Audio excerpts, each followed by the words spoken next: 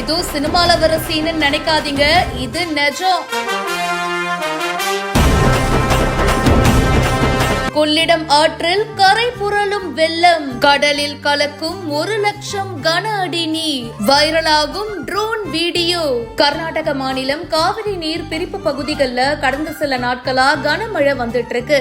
இதன் காரணமா மேட்டூர் அணைக்கு நீர்வரத்து அதிகரித்து 1,00,000 கன அடி நீர் மேட்டூர் அணைக்கு வருது.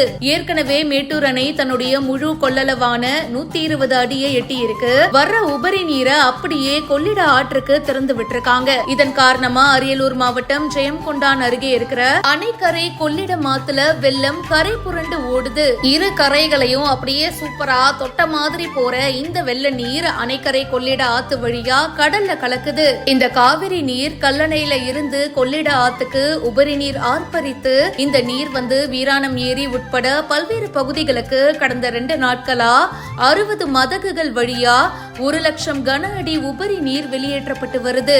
ட்ரோன் கேமரா காட்சி தாங்க இது, படத்துல வர கிராபிக்ஸ் காட்சியெல்லாம் இல்ல, இது நிஜம்தான். இந்த வீடியோ பத்தின உங்களுடைய கருத்துக்களை கமெண்ட் செக்ஷன்ல சொல்லுங்க. மேலும் பல இன்ட்ரெஸ்டிங்கான விஷயங்களுக்கு இப்பவே பிஹைண்ட் ரூட்ஸை ஃபாலோ பண்ணுங்க.